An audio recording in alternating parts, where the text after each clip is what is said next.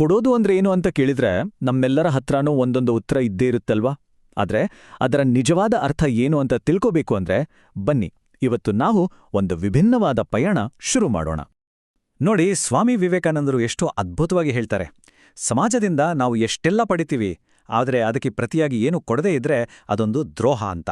ಅಂದ್ರೆ ನಾವು ಏನಾದ್ರೂ ಹಿಂತಿರುಗಿಸೋದು ನಮ್ಮ ಆಯ್ಕೆ ಅಲ್ಲ, ಅದು ನಮ್ಮ ಕರ್ತವ್ಯ. ಈ ಒಂದು ಗಟ್ಟಿ ಮಾತಿನ ಜೊತೆ ನಮ್ಮ ಇವತ್ತಿನ ವಿಶ್ಲೇಷಣೆಯನ್ನು ಮುಂದುವರ್ಸೋಣ.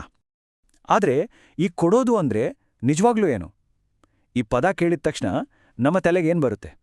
ಹೆಚ್ಚಾಗಿ ಹಣ, ವಸ್ತುಗಳು ಅಥವಾ ಏನಾದರೂ ದಾನ ಮಾಡೋದು ಅಲ್ವಾ? ಆದ್ರೆ ನಿಜವಾದ ಕೊಡುಗೆ ಇದನ್ನೆಲ್ಲ ಮೀರಿದ್ದು. ಹಾಗಾದ್ರೆ ಅದೇನಂತ ನೋಡೋಣ ಬನ್ನಿ. ನೋಡಿ, ನಾವು ಸಾಮಾನ್ಯವಾಗಿ ಅನ್ಕೊಂಡಿರೋ ಹಾಗೆ ಕೊಡೋದು ಅಂದ್ರೆ ಬರೀ ಹಣಕ್ಕೆ ಸೀಮಿತವಾಗಿಲ್ಲ. ಅದು ನಮ್ಮ ಮನಸ್ಥಿತಿಗೆ ಸಂಬಂಧಪಟ್ಟಿದ್ದು. ದುಡ್ಡಿರೋರಷ್ಟೇ ದಾನ ಮಾಡೋಕ್ಕಾಗಲ್ಲ. ಜ್ಞಾನ, ಸಮಯ ಮತ್ತು ಇನ್ನೊಬ್ಬರ ಕಷ್ಟಕ್ಕೆ ಮರುಗುವ ಮನಸ್ಸಿದ್ರೆ ಅದೇ ದೊಡ್ಡ ಸಂಪತ್ತು. ಇದನ್ನು ಹಂಚ್ಕೊಳ್ಳೋದೇ ನಿಜವಾದ ದಾನ. ಬನ್ನಿ ಈ ಒಂದು ಐಡಿಯಾನ ಒಂದು ಅದ್ಭುತವಾದ ಕಥೆ ಮೂಲಕ ಅರ್ಥ ಮಾಡ್ಕೊಳ್ಳೋಣ. ಕಾಡಿನಲ್ಲಿ ನಡೆದ ಒಂದು ಆಕಸ್ಮಿಕ ಭೇಟಿಯ ಕಥೆ ಇದು. ನಿಸ್ವಾರ್ಥತೆ ಅಂದ್ರೆ ಏನು ಅಂತ ಈ ಕಥೆ ನಮಗೆ ಮನದಟ್ಟು ಮಾಡಿಸುತ್ತೆ. ಒಂದು ಕ್ಷಣ ಕಲ್ಪನೆ ಮಾಡಿಕೊಳ್ಳಿ. ದಟ್ಟವಾದ ಕಾಡು. ಒಬ್ಬ ವ್ಯಾಪಾರಿ ತನ್ನ ಹತ್ತಿರ ಇರೋ ದೊಡ್ಡ ಮೊತ್ತದ ಹಣವನ್ನ ಹೇಗೆ ಕಾಪಾಡಿಕೊಳ್ಳೋದು ಅನ್ನೋ ಭಯದಲ್ಲೇ ನಡೀತಿದ್ದಾನೆ.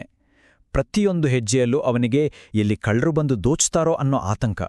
ಆವಾಗ್ಲೇ ಅವನ ಕಣ್ಣಿಗೆ ಒಬ್ಬ ಸನ್ಯಾಸಿ ಬೀಳ್ತಾರೆ. ಓ, ಇವರೊಬ್ಬ ಸಾಧು, ಇವರಿಂದ ನನಗೇನೋ ಅಪಾಯ ಇಲ್ಲ. ಅಷ್ಟೇ ಅಲ್ಲ, ಈಗ ನಾನೊಬ್ಬನೇ ಇಲ್ಲ, ಜೊತೆಗೊಬ್ಬರಿದ್ದಾರೆ ಅನ್ನೋ ಧೈರ್ಯ ಬಂದು ಅವನ ಭಯ ಸ್ವಲ್ಪ ಕಡಿಮೆ ಆಗುತ್ತೆ. ಸರಿ, ಮಧ್ಯಾಹ್ನದ ಹೊತ್ತು ಇಬ್ರೂ ಊಟ ಮಾಡೋಣ ಅಂತ ಒಂದು ಮರದ ಕೆಳಗೆ ಕೂರ್ತಾರೆ. ವ್ಯಾಪಾರಿ ತನ್ನಲ್ಲಿದ್ದ ಊಟವನ್ನ ಪ್ರೀತಿಯಿಂದ ಸನ್ಯಾಸಿಗೆ ಹಂಚ್ತಾನೆ. ಅದಕ್ಕೆ ಪ್ರತಿಯಾಗಿ ಸನ್ಯಾಸಿ ಕೂಡ ತನ್ನ ಜೋಳಿಗೆಯಲ್ಲಿ ಇರೋದನ್ನೆಲ್ಲ ಹಂಚ್ಕೊಳ್ಳೋಕೆ ಮುಂದಾಗ್ತಾರೆ. ಆ ಸನ್ಯಾಸಿ ತನ್ನ ಬಡಕಲು ಜೋಳಿಗೆಯನ್ನ ಕೆಳಗೆ ಸುರಿದಾಗ ಏನಾಗತ್ತೆ ಗೊತ್ತಾ? ಅದರಿಂದ 2 ಹಣ್ಣುಗಳು ಮತ್ತು ನೋಡಕ್ಕೆ ತುಂಬಾನೇ ಸಾಧಾರಣವಾಗಿ ಕಾಣೋ ಒಂದು ಕಲ್ಲು ಕೆಳಗೆ ಬೀಳುತ್ತೆ. ಆದ್ರೆ ವ್ಯಾಪಾರಿಯ ಕಣ್ಣುಗಳು ತುಂಬಾನೇ ಚುರುಕು. ಆ ಕಲ್ಲನ್ನ ನೋಡಿದ ತಕ್ಷಣ ಅವನಿಗೆ ಗೊತ್ತಾಗತ್ತೆ, ಅಯ್ಯೋ, ಇದೊಂದು ಸಾಮಾನ್ಯ ಕಲ್ಲಲ್ಲ, ಇದು ಕೋಟ್ಯಾಂತರ ರೂಪಾಯಿ ಬೆಲೆ ಬಾಳುವ ಒಂದು ಬೃಹತ್ ವಜ್ರ. ಅವನ ಎದೆ ಜೋರಾಗಿ ಬಡ್ದ್ಕೊಳ್ಳೋಕ್ ಶುರುವಾಗತ್ತೆ. ಸ್ವಾಮಿ, ಆ ಕಲ್ಲು ಯಾವುದದು ಅಂತ ಕೇಳುವಾಗ ಅವನ ಧ್ವನಿ ಕೂಡ ನಡುಗ್ತಾ ಇರುತ್ತೆ. ಅದು ವಜ್ರ ಅಂತ ನೇರವಾಗಿ ಹೇಳೋಕೆ ಅವನಿಗೆ ಧೈರ್ಯನೇ ಇರಲ್ಲ. ಆದ್ರೆ ಆ ಸನ್ಯಾಸಿ 1 ಸೆಕೆಂಡು ಕೂಡ ಯೋಚನೆ ಮಾಡಲ್ಲ. ಓ, ಇದು ನನ್ನ ಜೋಳಿಗೆಗೆ ಹೇಗೆ ಬಂದು ಅಂತ ನನಗೆ ಗೊತ್ತಿಲ್ಲ, ನಿನಗೆ ಬೇಕಾ ತಗೋ ಅಂತ ಹೇಳಿ ಆ ವಜ್ರವನ್ನ ಸರಳವಾಗಿ ಅವನ ಕೈಗೆ ಕೊಡ್ಬಿಡ್ತಾರೆ. ಅಬ್ಬಾ, ಅದರ ಮೌಲ್ಯದ ಬಗ್ಗೆ ಅವರಿಗೆ ಸ್ವಲ್ಪನೂ ಅರಿವಿರಲಿಲ್ಲ. ಆ ವಜ್ರದಿಂದ ವ್ಯಾಪಾರಿ 100 ಕೋಟಿಗೆ ಒಡೆಯನಾಗ್ತಾನೆ, ಶ್ರೀಮಂತನಾಗ್ತಾನೆ. ಆದ್ರೆ ಅವನ ಮನ್ಸಿಗೆ ನೆಮ್ಮದಿನೇ ಇರಲ್ಲ. ಯಾಕೆಂದ್ರೆ ಅಷ್ಟು ದೊಡ್ಡ ಕೊಡುಗೆ ಕೊಟ್ಟ ಆ ಸನ್ಯಾಸಿ ಯಾರು ಅಂತನೂ ಕೇಳಲಿಲ್ಲ, ಒಂದು ಧನ್ಯವಾದ ಕೂಡ ಹೇಳಿಲ್ಲ ಅನ್ನೋ ಒಂದು ಅಪರಾಧಿ ಪ್ರಜ್ಞೆ ಅವನನ್ನ ಕಾಡೋಕ್ ಶುರು ಮಾಡುತ್ತೆ. ಸುಮಾರು 3 ವರ್ಷಗಳ ಕಾಲ ಆ ಘಟನೆ ಅವನನ್ನ ಬಿಡದೆ ಕಾಡುತ್ತೆ. ಕೊನೆಗೆ ತನ್ನ ಶಿಷ್ಯರನ್ನೆಲ್ಲ ಕಳಿಸಿ ಹೇಗಾದ್ರೂ ಮಾಡಿ ಆ ಸನ್ಯಾಸಿಯನ್ನ ಹುಡುಕಿ ಅಂತ ಹೇಳ್ತಾನೆ. ಕೊನೆಗೂ ಅದೇ ಕಾಡಿನಲ್ಲಿ ಆ ಸನ್ಯಾಸಿ ಸಿಗ್ತಾರೆ. ವ್ಯಾಪಾರಿ ಓಡಿ ಹೋಗಿ ಸನ್ಯಾಸಿಯ ಕಾಲಿಗೆ ಬೀಳ್ತಾನೆ. ಅವರಿಬ್ಬರ ಭೇಟಿಯ ಬಗ್ಗೆ, ಆ ವಜ್ರದ ಬಗ್ಗೆ ಎಲ್ಲ ನೆನಪಿಸೋಕೆ ಪ್ರಯತ್ನ ಮಾಡ್ತಾನೆ. ಆದ್ರೆ ಸನ್ಯಾಸಿಗೆ ಏನೂ ನೆನಪಿರಲ್ಲ. ಕೊಡೋದು ಅನ್ನೋದು ಅವ್ರಿಗೆ ಎಷ್ಟು ಸಹಜವಾಗಿತ್ತೆಂದ್ರೆ ಕೊಟ್ಟ ಮರುಕ್ಷಣವೇ ಅದನ್ನ ಮರೆತುಬಿಟ್ಟಿದ್ರು. ಆಗ ವ್ಯಾಪಾರಿಗೆ ನಿಜವಾದ ಜ್ಞಾನೋದಯ ಆಗತ್ತೆ. ಅವನು ಹೇಳ್ತಾನೆ, ಸ್ವಾಮಿ, ದಯವಿಟ್ಟು ನನಗೆ ಇನ್ನೊಂದು ಕಲ್ಲು ಕೊಡಬೇಡಿ.